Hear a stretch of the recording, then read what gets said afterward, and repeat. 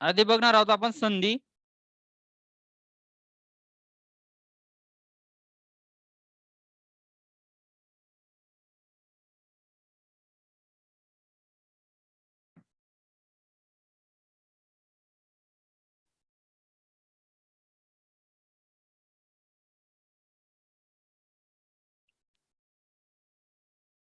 संधी हा वर्णमालेच्याच घटकावर आधारित प्रकार आहे. संधी म्हणजे काय बघा आता. संधी, संधीवर सुद्धा आपल्याला परीक्षेला प्रश्न विचारले गेलेले आहेत आणि विचारले सुद्धा जातील. संधी म्हणजे काय, की जोड शब्द तयार करताना पहिल्या शब्दातील शेवटचा वर्ण, जोड शब्द तयार करताना, जोड शब्द म्हणजे दोन शब्द, जोड, पहिल्या शब्दातील शेवटचा वर्ण, महत्वाचा शब्द आहे, पहिल्या शब्दातील शेवटचा वर्ण व दुसऱ्या शब्दातील पहिला वर्ण, व दुसऱ्या शब्दातील पहिला वर्ण हे एकमेकात मिसळतात व त्या दोघांबद्दल एक वर्ण तयार होतो. वर्णाच्या अशा एकत्र होण्याच्या प्रकारास आपण काय म्हणणार, संधी असे म्हणणार. लक्षात घ्या. जोड शब्द तयार करताना आपण पहिल्या वाक्यातील शेवटचा वर्ण आणि दुसऱ्या वाक्यातील पहिला वर्ण, दुसऱ्या शब्दातील पहिला वर्ण हे एकमेकात मिसळतात, एकत्र येतात आणि या दोघांबद्दल एक वर्ण तयार होतो, एक शब्द तयार होतो. त्या वर्णाच्या अशा एकत्रित होण्याच्या प्रकारात संधी असे म्हणतात. संधी म्हणजे साधने किंवा जोडणे असं म्हणतो आपण. म्हणतो ना आपण संधी किंवा सांधा असा जोडलेला असतो ना आपण, सांधा आपल्या शरीराचा तो जोडलेला असतो. त्या प्रकारे संधी शब्दांची म्हणजे जोडणे किंवा साधने होय. संधीचे एकंदरीत 3 प्रकार पडतात. पहिला प्रकार आहे स्वर संधी, दुसरा प्रकार आहे व्यंजन संधी आणि तिसरा प्रकार आहे विसर्ग संधी. पहिला प्रकार आहे स्वर संधी, दुसरा प्रकार आहे व्यंजन संधी आणि तिसरा प्रकार आहे विसर्ग संधी. स्वर संधी म्हणजे काय लक्षात घ्या आता.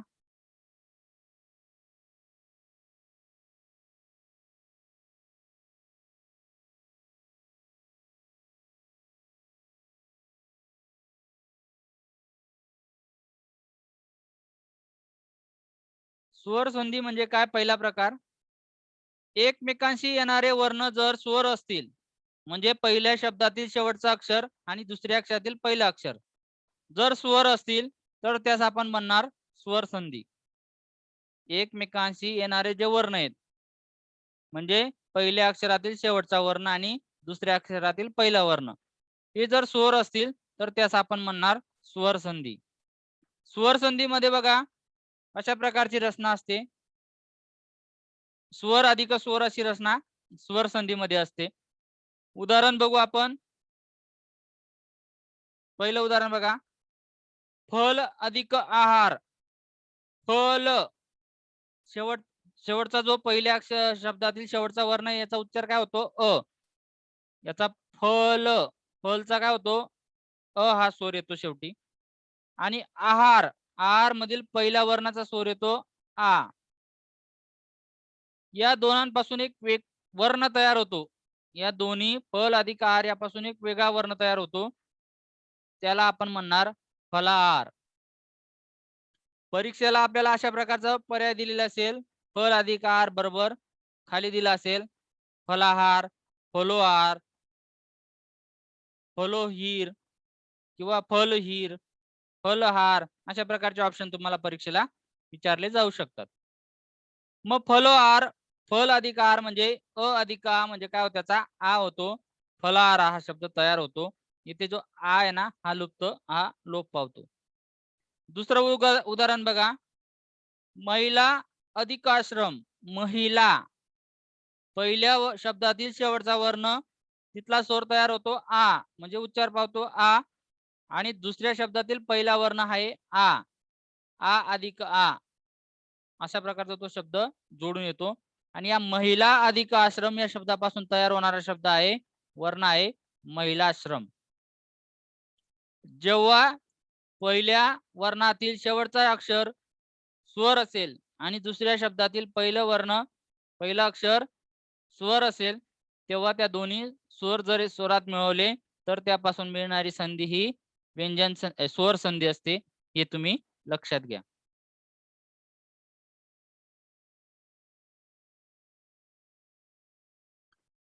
समजलं स्वर संधी की नेहमी दोन्ही काय असतात, स्वर अधिक स्वर असतात. पुढचा प्रकार आहे व्यंजन संधी. याचे कमीत कमी खूप उदाहरणं परीक्षेला आपल्याला पुस्तकांमध्ये आपल्याला दिलेले आहेत. ते तुम्ही सर्व सराव करायचे आहेत. परीक्षेला कुठलाही आपल्याला विचारला जाऊ शकतो. खूप प्रकारचे शब्द परीक्षेला आपल्याला पुस्तकांमध्ये आपल्याला बघायला मिळतील.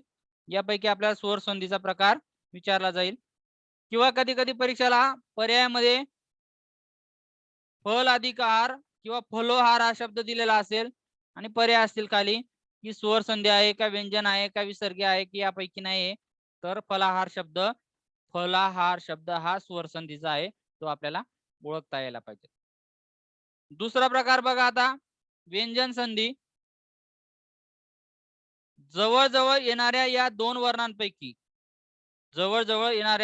दोन वर्णांपैकी दोन्ही वर्ण व्यंजन किंवा दुसरा वर्ण हा स्वर असल्यास पहिल्या शब्दातील शेवटचा अक्षर आणि दुसऱ्या शब्दातील पहिलं अक्षर हे जेव्हा जवळ येतात त्यातील दोन्ही वर्णातील पहिला स्वर हा व्यंजन असतो किंवा दुसरा वर्ण हा स्वर असतो, तेव्हा आपण त्याला म्हणणार व्यंजन संधी.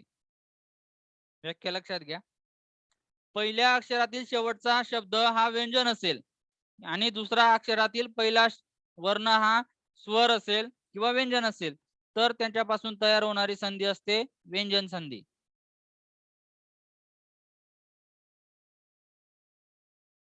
बघा आता रचना बघा. व्यंजन संधीमध्ये काय असतं की पहिल्या वर्णातील शेवटचं अक्षर हे व्यंजन असतं आणि दुसऱ्यातील पहिलं अक्षर हे स्वर असतं. कधी कधी पहिल्या शब्दातील शेवटचं अक्षर हे व्यंजन असतं आणि दुसऱ्या शब्दातील पहिलं अक्षर सुद्धा व्यंजन असतं. जेव्हा अशा प्रकारची रचना असेल तेव्हा त्याला म्हणणार आपण व्यंजन संधी. व्यंजन संधी म्हणजे स्वर व्यंजन अधिक स्वर किंवा व्यंजन अधिक व्यंजन अशी रचना असते. हे तुम्ही लक्षात घ्या. दोन प्रकारची रचना ही व्यंजन संधीमध्ये आपल्याला बघायला मिळत असते.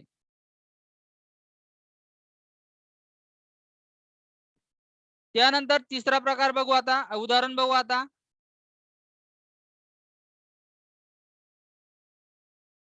उदाहरण बघा. वाक अधिक पती, वांग अधिक पती किंवा वाय अधिक पती आपण जर म्हटलं तर वांग, वायचा पाय म्हटल्यानंतर वांग, त्याचा उच्चार होतो ग. पती मधला प, स्वर अधिक व्यंजन म्हणजे त्या वांग पती यापासून तयार होणारा शब्द आहे तो आहे वांगपती. हे लक्षात घ्या तुम्ही.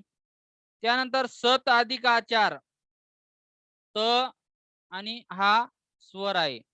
येथे हा स्वर आहे, हा व्यंजन आहे, बरोबर. इथं हा व्यंजन आहे अधिक हा स्वर आहे. स्वर अधिक व्यंजन, व्यंजन अधिक स्वर किंवा व्यंजन अधिक व्यंजन अशा प्रकारची तीन प्रकारे रचना ही व्यंजन संधीची होत असते. सत अधिक आचार म्हणजे काय, सत अधिक आ आणि सत अधिक आचार पासून तयार होणारा वर्ण काय असतो, सदाचार. हा आहे व्यंजन संधीचा प्रकार. व्यंजन संधी, स्वर संधी, व्यंजन संधी अशा प्रकारे आपण बघितले.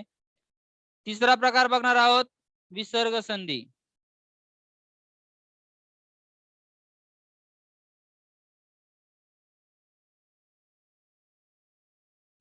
संधीचा तिसरा प्रकार बघणार आहोत विसर्ग संधी. एकत्र येणाऱ्या वर्णातील पहिला वर्ण विसर्ग व दुसरा व्यंजन अथवा किंवा स्वर असतो तेव्हा होणाऱ्या संधीला विसर्ग संधी असे म्हणतात. तेव्हा तिला म्हणतात विसर्ग संधी. जेव्हा दोन शब्द एकत्र जोडले जातात, सांधले जातात, तेव्हा एकत्र येणाऱ्या वर्णातील जो पहिला विसर्ग पहिला जो वर्ण आहे तो काय असतो, विसर्ग असतो. विसर्ग असतो, निसर्ग नाही तो विसर्ग असतो, व दुसरा वर्ण हा व्यंजन किंवा स्वर असतो, तेव्हा होणाऱ्या संधीला विसर्ग संधी असे म्हणतात. विसर्ग संधीमध्ये पहिला हा विसर्गच असतो, दुसरा हा स्वर असतो किंवा व्यंजन असतो. अशा प्रकारची रचना ही विसर्ग संधीची असते. विसर्ग संधी म्हणजे विसर्ग अधिक व्यंजन आणि विसर्ग संधी म्हणजे विसर्ग अधिक स्वर, अशा प्रकारची रचना ही केलेली असते. तर अशा प्रकारे आपल्याला विसर्ग संधी, स्वर संधी आणि व्यंजन संधी ही ओळखता आलेली पाहिजे.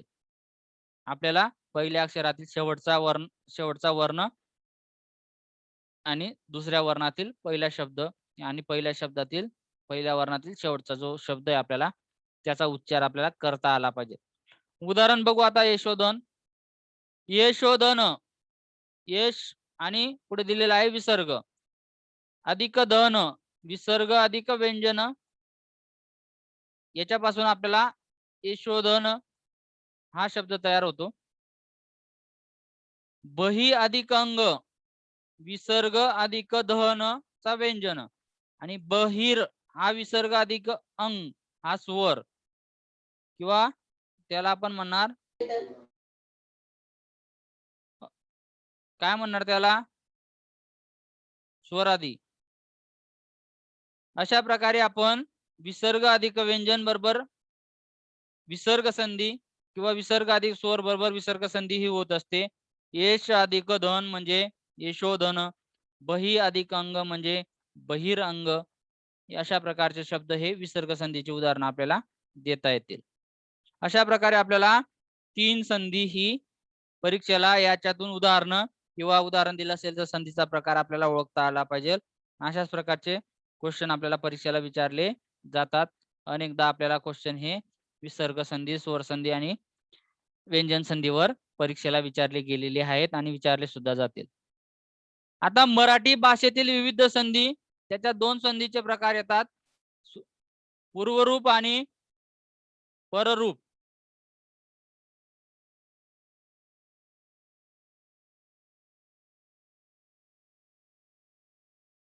पूर्वरूप आणि पररूप. पररूप हा शब्द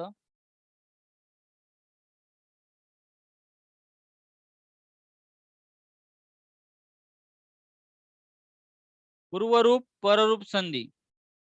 पूर्वरूप संधी म्हणजे काय असतं की पूर्वी म्हणजे पहिला आधी आलेली असते आणि पररूप म्हणजे नंतर आलेले शब्द किंवा नंतर जोडून आलेले शब्द याच्यात असतात. पूर्वरूप म्हणजे बघा, मराठीत पाठोपाठ 2 स्वर एका पुढे एक आले